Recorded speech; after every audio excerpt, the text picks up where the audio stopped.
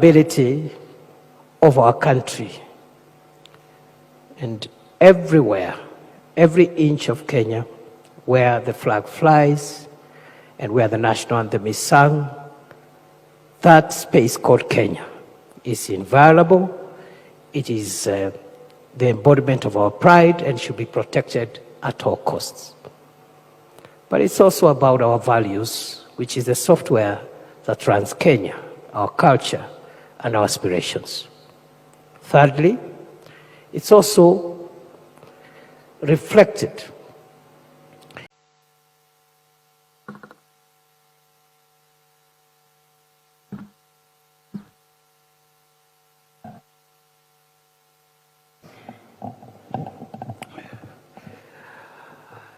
Your Excellency, President William Ruto, and all the dignitaries present here, colleagues, ladies and gentlemen, fellow Kenyans. Your Excellency, the last 2 years, you've profiled our country tremendously across the world. No wonder the statements which my brother here, PCS, has made are the sentiments that are not only prevailing in Kenya, but also out there. And that's how it should be. Because, Your Excellency, other than being president and the CEO of our country, you're also our head of state and our chief diplomat and the embodiment of what Kenya is, its values, and what its interests are.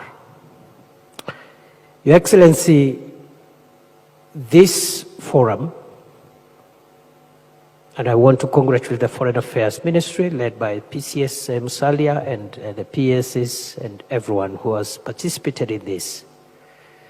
This forum is a point of reflection and introspection on, number one, what is our national interest? And that question we will ask for as long as Kenya exists. It's not a one-off thing that we define and that's it. We have to keep on asking, what is our national interest? And as the ministry has presented in this, through this draft and the stakeholders who prepared this draft, our national interest lies in some of the most sacred and bedrock principles that are espoused in our Constitution, including, but not limited to, the inviolability of our country. And everywhere, every inch of Kenya, where the flag flies and where the national anthem is sung, that space called Kenya is inviolable. It is the embodiment of our pride and should be protected at all costs.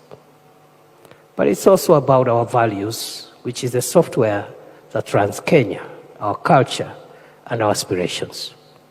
Thirdly, it's also reflected in the bottom-up economic transformation agenda and Vision 2030, which aspires to provide a more inclusive country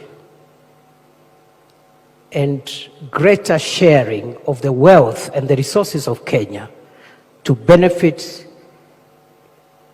the entire population of Kenya, and to pull as many people from our homeland, from dehumanizing poverty and sharing the ecological, natural, and the other resources that are available in our country to the benefit of as many people as we can. Your Excellency, that's the national interest, in my view. But it's also about the security and stability of our country.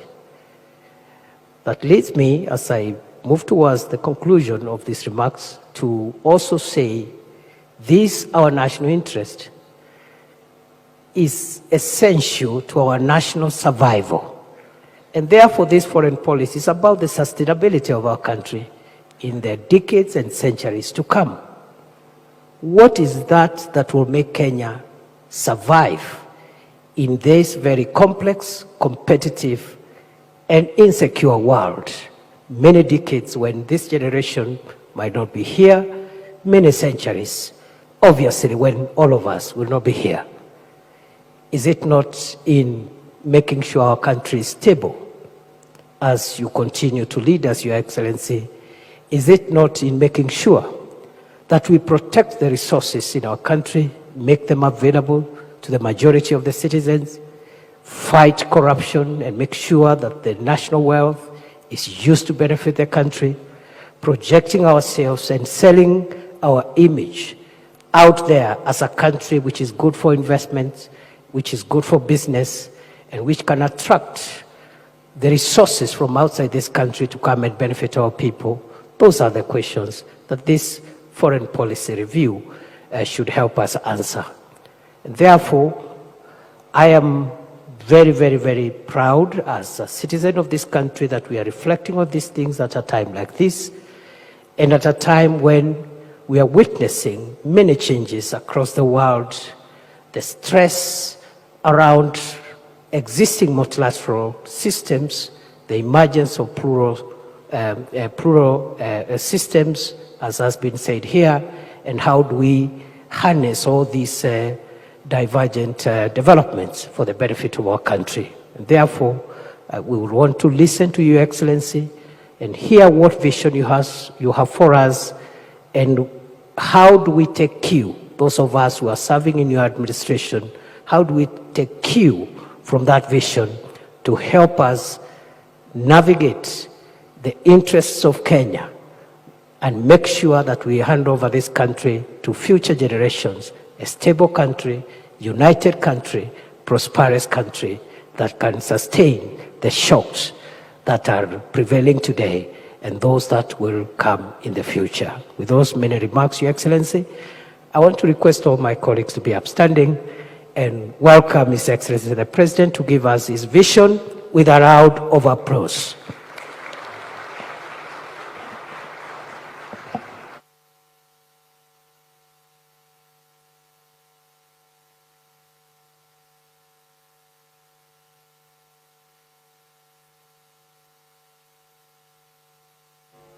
Thank you very much. Ladies and gentlemen, let's take our seats. Asanteni sana. Your Excellencies, honorable members, fellow Kenyans, let me first take this opportunity to congratulate the team led by our Prime Cabinet Secretary and the two departments of Foreign Affairs and of Diaspora Affairs for what I have seen is a job very well done. Congratulations from us. And today we mark a significant milestone in the crucial process of reviewing and consolidating our foreign policy into a comprehensive document.